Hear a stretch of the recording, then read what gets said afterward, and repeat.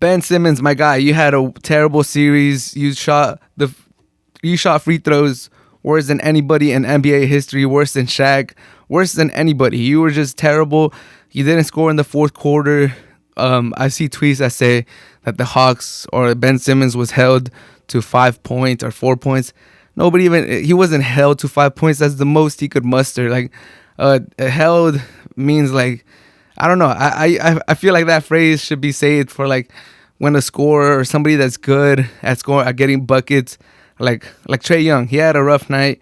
I believe he ended up with 20 points, or I don't know how many he finished up, but let's say Trae Young only got 12 points. Then you could say, you know what, the Sixers held Trae Young to 12 points because, there was an effort by the Sixers to stop Trae Young, a good scorer who's obviously trying to get buckets. I think that's when that phrase makes sense. The Sixers held Devin Booker, or the Suns held PG-13 to set amount of points. Saying that the Hawks held Ben Simmons to 5 points is giving Ben Simmons way too much credit because he couldn't even try. He didn't even try. He can't even score more than 5 points. He's atrocious on the offensive end. It should say like the Hawks were surprised that Ben Simmons scored 5 points, or Ben Simmons miraculously scored 5 points. I don't know. I'm just very frustrated with Ben Simmons. I don't understand what he does in the offseason.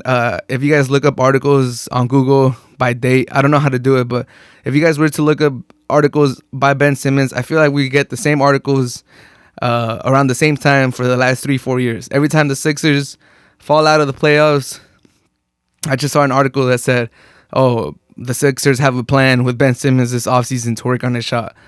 There's definitely a similar article from 2020, from 2019, from 2018.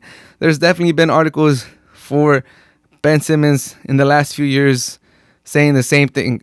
At this point, if you're a writer for Bleacher Report, if you're a writer for ESPN, if you're a writer for, any of these other sports networks, articles, websites, anything, you could probably have a draft written up for next year. If he's still there with the Sixers, even if he's not with the Sixers, I don't really have too much faith in Ben Simmons to work on his shot, to work on his free throws. I could probably start up drawing a draft for next offseason, for next postseason, saying the exact same thing. Said team, you can just leave it blank because I do think Ben Simmons is going to be on the way out. He's going to go to a team. I don't know how much the Sixers are going to get for him, but I think he's on the way out. But I could start writing my draft right now. Said team is going to work with Ben Simmons on his free throws, on his shooting, on his aggressiveness for next year. So I could put, if this is 2021, it's going to be 2022 going into the 2023 season. I could start working on it already because I have no faith in Ben Simmons to work on his shot, to work on his free throws, to work on his game, to do anything on the offensive side. He's better in the... People seem to be flabbergasted, seems to be confused why he's a little bit better in the regular season than in the postseason. And that's because in the regular season, you get more fast breaks. Defense is way more loose. Not everyone's trying. Teams are tanking. So in transition, Ben Simmons is great. He's amazing. He has one of the best court visions in the NBA.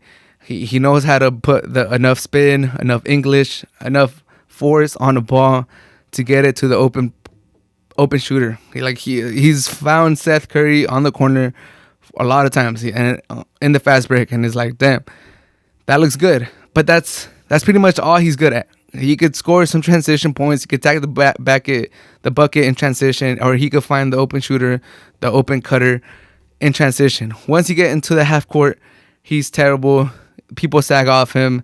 You could only put him in the low block, and even then, you could just hack him, and he's going to make, 35 at the very best, maybe 45% of his free throws. It's just embarrassing. First overall pick. Supposed to be the next LeBron. Like, come on, what are you doing, man? Not much, apparently. But the Sixers, Joel Embiid, I give him props. He's one of the best centers. He's one of the best big men in the NBA. He was playing on a torn meniscus, or slightly torn ACL, whatever it was. He left it out on the court. Yeah, it's getting annoying. He seems to be injured every season, but with a talent like that, with someone that's gonna leave it all out on the court, who's developed his game, his mid range was improved a lot tremendously this year, and his 3-point shot is getting better again. It's going almost back to his rookie season when he was hitting them at a good clip.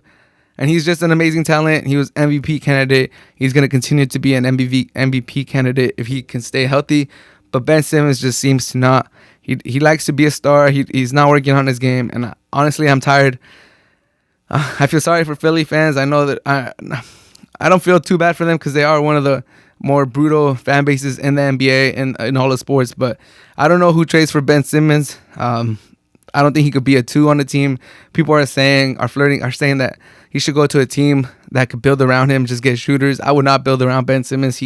I don't think he could be a 1. If people have questions about Giannis being a 1, especially if he would have lost that Game 7 against the Bucks, people would have said that there's no way he should be a 1. There's absolutely no way Ben Simmons could be a number 1. And I would argue that he probably can't even be your number 2. And even a 3. He should probably be a 3 at tops. He's heading towards the Andrew Wiggins route, where he showed some promise in his first year. Andrew Wiggins was a 20-plus point scorer, and you were like, okay, he's going to be great. He doesn't have the best, percentages. He's in the low 40s, in the low 30s for his 3, but he's already a 20-plus point scorer. He's going to continue to get better as he ages, and that never happened. He was always, for the first 3 seasons, he was a 20-point scorer, but with bad shooting percentages, his assists, his rebounds weren't there. He never really understood the game of basketball. Ben Simmons, completely different.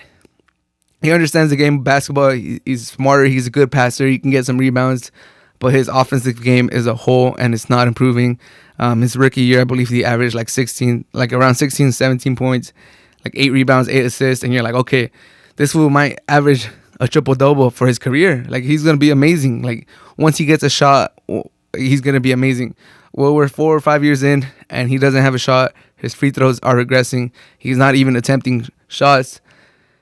I don't know. How much more time are we going to give Ben Simmons before we just accept that he's not that guy?